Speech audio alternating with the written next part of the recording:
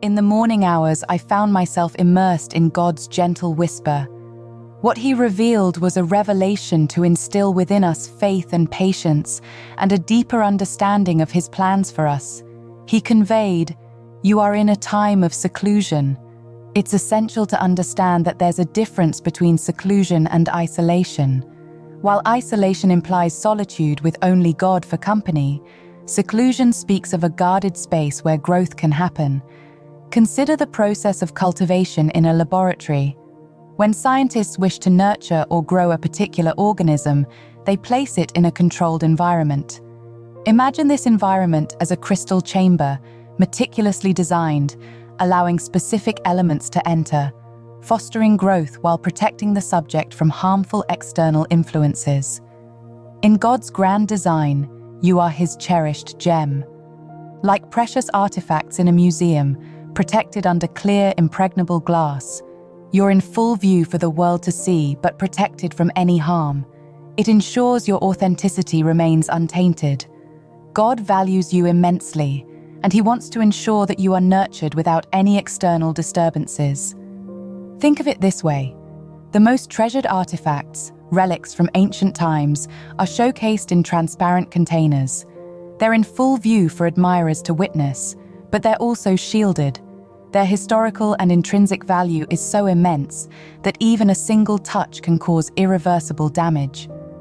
God sees you in that light, priceless, significant, and worthy of utmost protection.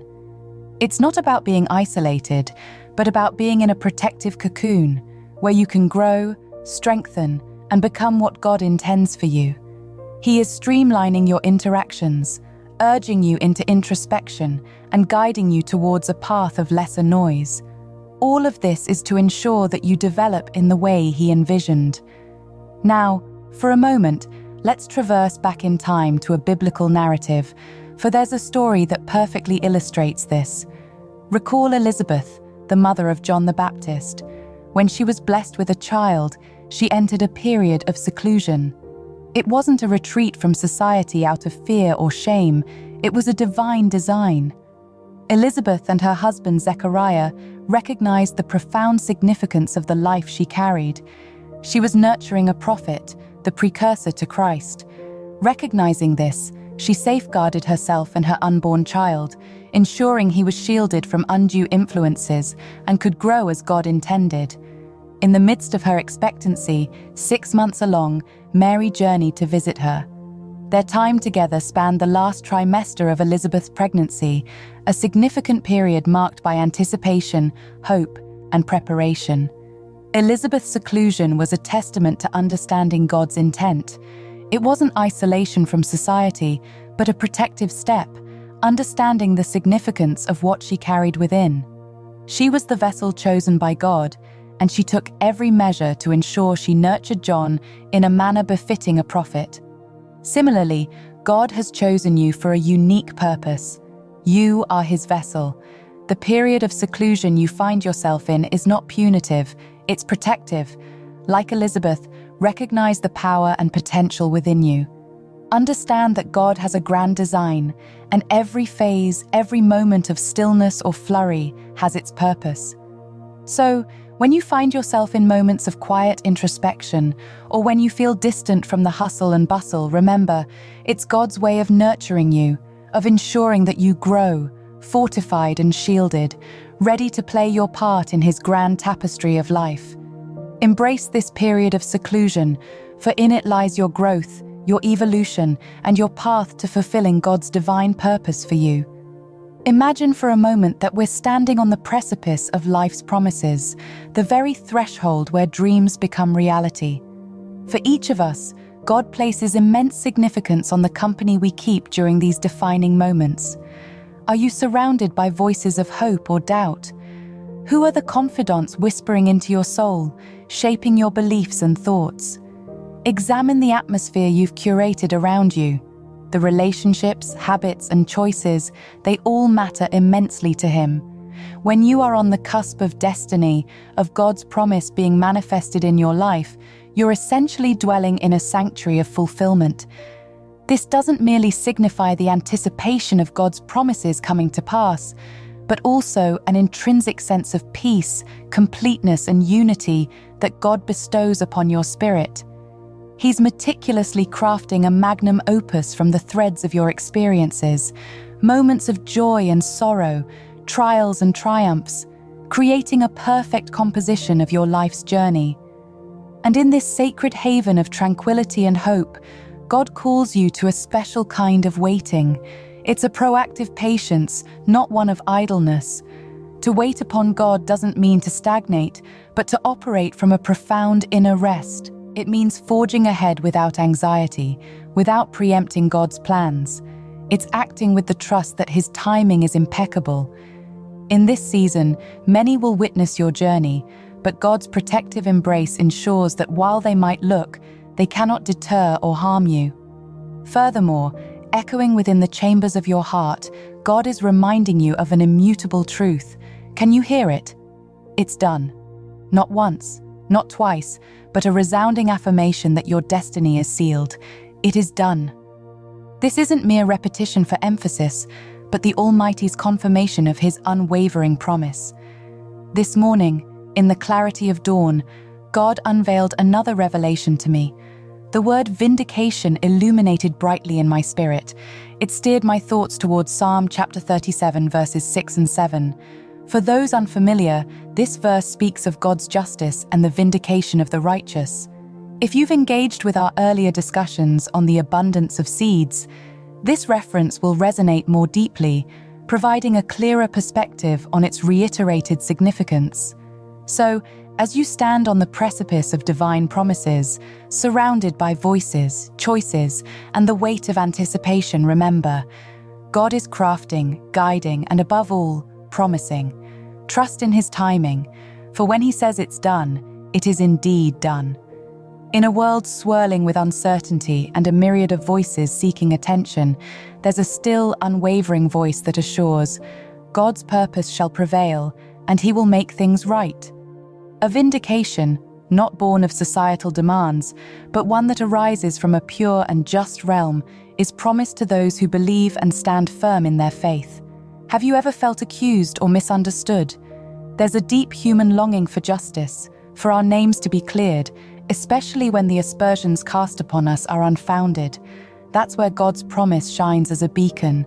It tells us that, in His time, He will dispel the shadows, shine His light, and proclaim the truth to the world. It's an invitation to place our trust, to lean in and wait with anticipation. But waiting isn't always about idleness. Waiting can be an act of hope, faith, and strength.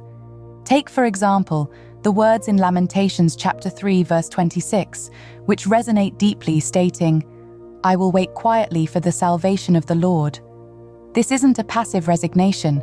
It's a confident assertion, one that is grounded in the knowledge of God's unwavering commitment to justice and salvation. Waiting peacefully, quietly, or even confidently becomes an act of profound trust. If you sift through the pages of Psalms, you'll encounter another gem in Psalm chapter 27, verse 14. It's a call to arms, one that encourages us to wait for, hope for, and expect the Lord. This isn't a mere waiting. It's a waiting drenched in hope and expectancy. It's the kind of waiting that feels the drumbeat of every passing second, knowing that with each tick, God's promises are drawing nearer. It's like watching the horizon, knowing that the dawn, with its light and warmth, is inevitable. But what happens when the promises seem distant, almost like an illusion? When what God has spoken to us seems overshadowed by our present reality? Habakkuk chapter 3 verses 18 to 20 offers a powerful perspective, reminding us that even if the fig tree doesn't blossom, even if what was foretold hasn't yet taken form, our spirit should remain undeterred.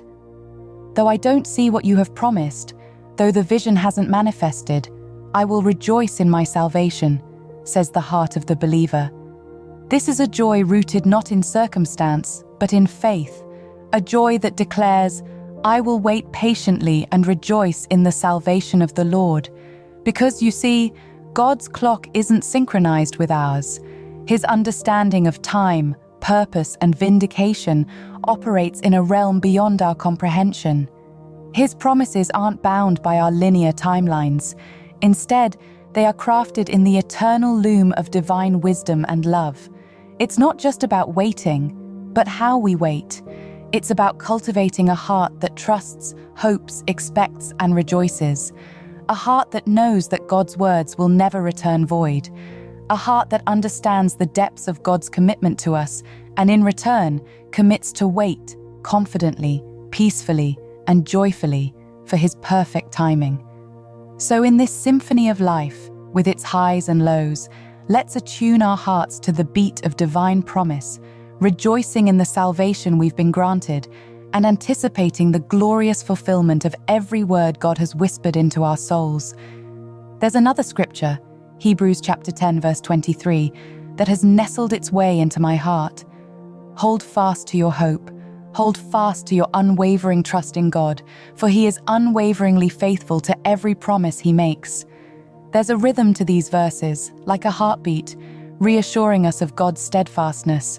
And Numbers chapter 23, verse 19 continues this melody, saying, God is not a man that He should lie, nor is He one that needs to retract His word. Every word He has uttered, every promise made, is a testament to His boundless integrity and love. I sometimes wonder if we really grasp the enormity of this truth. When God speaks, it's not a mere passing thought. It's a decree, solid and unwavering. And if He has proclaimed it, then believe it. It will come to pass. Amidst the hustle and bustle of life, it's easy to be swept away by doubts and fears. We often get so consumed by the how and when that we forget the asterisk who asterisk. Remembering His promises then becomes crucial. Just as the seed needs time beneath the soil before it sprouts, we too, in our moments of seclusion, are merely beneath God's nurturing soil, preparing for our moment to bloom.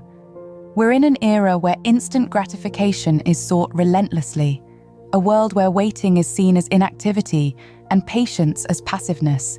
Yet when God asks us to wait, it's not inertia He's advocating, but an invitation to growth, a call to fortify our faith. Our seclusion becomes a crucible, refining our spirit, molding our character, and allowing our faith roots to dig deeper. The beauty of God's work lies in its subtlety. Much like the underground river that carves out vast canyons over time, God's hand in our life might seem invisible, yet it persistently shapes our destiny. Every challenge faced, every tear shed, and every moment of solitude is a stitch in the grand tapestry of His plan for us. Consider the metamorphosis of a butterfly. Inside its chrysalis, it undergoes profound transformation.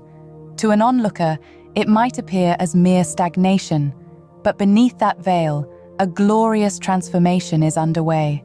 Our moments of introspection and solitude with God can be seen in the same light, a divine cocooning preparing us for a spiritual flight. So in these phases of seeming stillness, when the world feels distant and you're ensconced in God's embrace, remember that you're not dormant. You're evolving. Trust in God's process for you, for He is sculpting, nurturing, and preparing you for a life that only He has envisioned. Each one of you is deeply cherished. My prayer today is for this divinely inspired message to fortify your spirits and inspire unwavering hope, to remind you that while the journey may sometimes be arduous, the victory is already won. It's established, sealed, and affirmed. God's promises aren't just words, they are eternal realities. Take heart, dear ones, and remain steadfast in your faith. Know that you're loved and cherished. Until our paths cross again, be blessed. Like the video and type Amen if you believe. Please support our ministry by clicking the thanks button, and please consider joining us as a cherished member. Your generosity uplifts our mission. God bless you.